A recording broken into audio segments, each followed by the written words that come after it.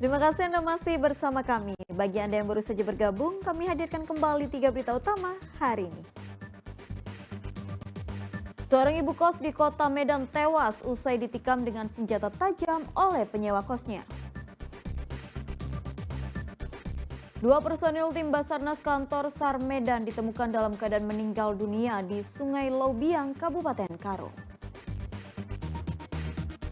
Petugas Satuan Narkoba Polres Tapanuli Selatan meringkus pelaku narkoba jenis sabu-sabu seberat 1 kg.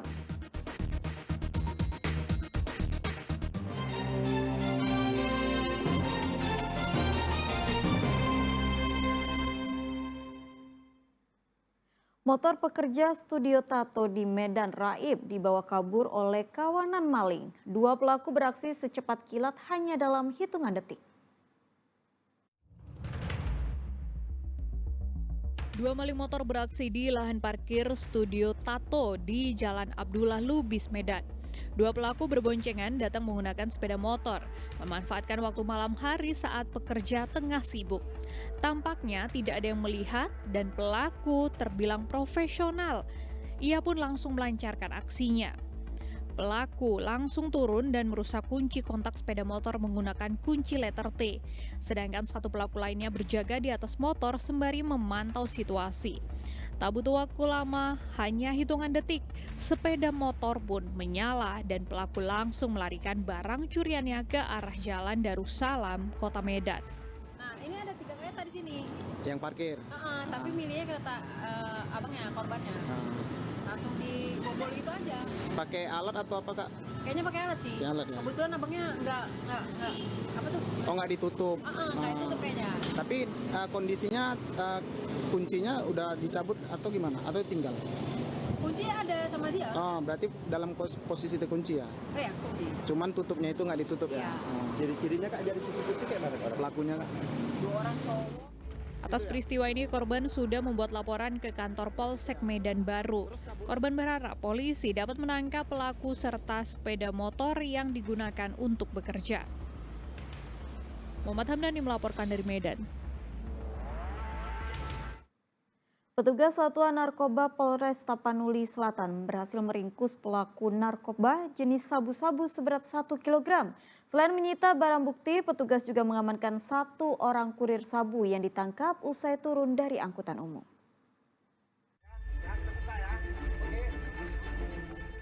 Saiful Bahri, warga Kabupaten Asahan, diringkus petugas Satuan Narkoba Polres Tapanuli Selatan.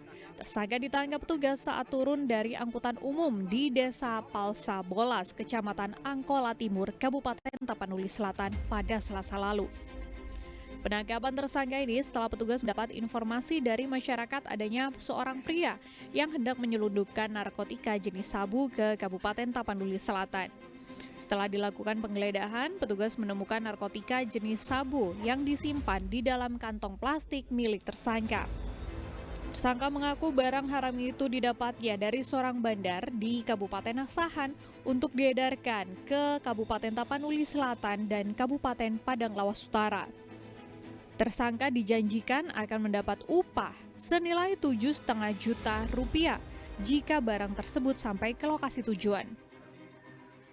Barang bukti yang kita sita adalah 1 plastik besar, yaitu yang diduga ini adalah sabu, dan sudah kita cek tadi kebenarannya bahwa ini adalah positif sabu. Beratnya sekitar 1012,8. Setelah kita lakukan pengukuran penimbangan tadi di Pegadaian, timbangannya yaitu 1012,8 gram. Dan kemudian 1 buah tas sandal, 1 unit handphone, dan uang tunai sebesar Rp200.000. Akibat perbuatannya, tersangka yang merupakan residivis kasus yang sama diancam dengan hukuman mati. Muhammad Hamdani melaporkan dari Tapanuli Selatan.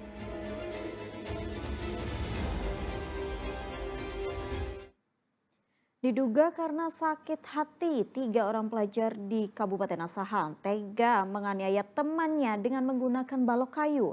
Korban pun mengalami luka memar di bagian tangan dan kaki.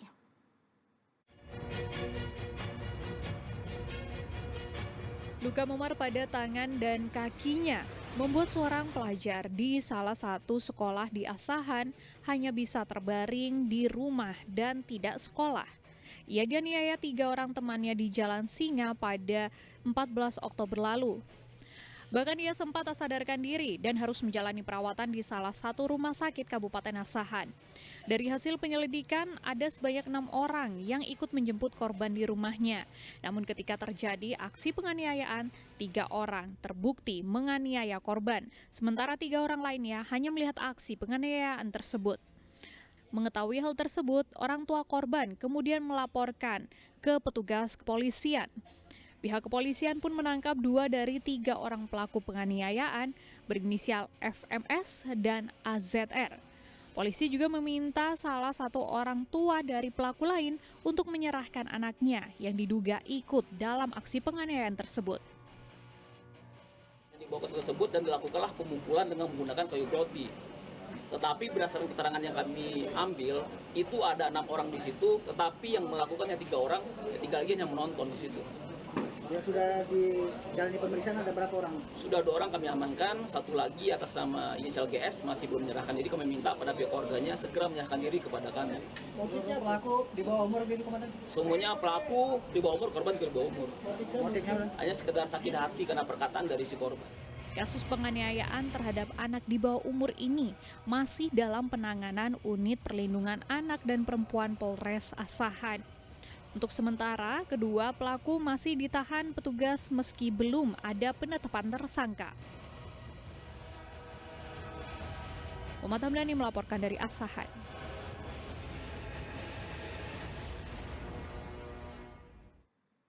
Kabinet Merah Putih, sebutan untuk kabinet di bawah pemerintahan Prabowo Subianto dan Gibran Rakabuming Raka. Sejumlah nama asal dari Sumatera Utara pun terlibat di dalamnya. Siapa saja? Berikut informasi selengkapnya.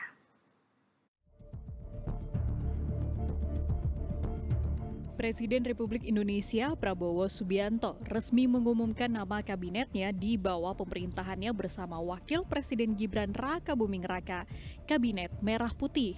Kabinet Merah Putih Prabowo Subianto dan Gibran Rakabuming Raka diisi oleh 48 menteri dan 5 kepala badan, serta 56 orang mengisi posisi wakil menteri. Dari jumlah tersebut ada beberapa orang yang berasal dari Sumatera Utara. Marwarar Sirait menjabat Menteri Perumahan dan Kawasan Pemukiman. Marwarar Sirait lahir di Kota Medan, Sumatera Utara pada 23 Desember 1996.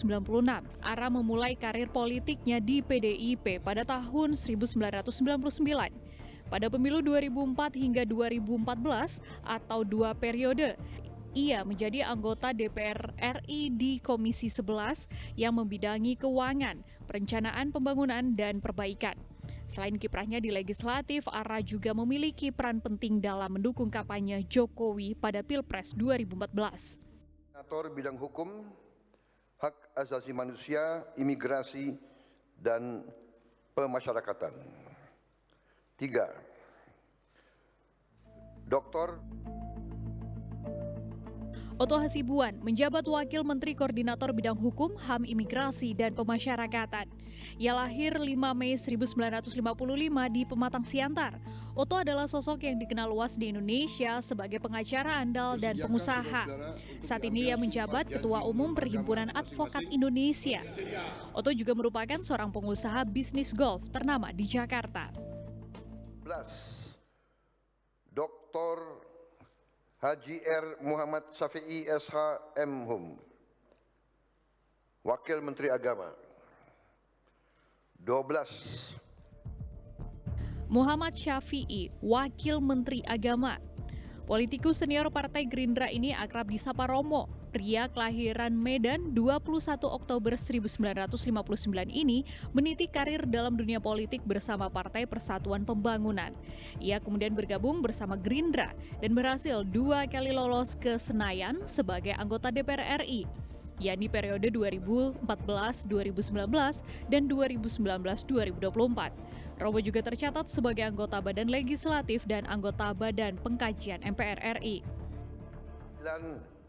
Todo Tua Pasaribu, Wakil Menteri Investasi dan Hilirisasi, Wakil Kepala Badan Koordinasi Penanaman Modal.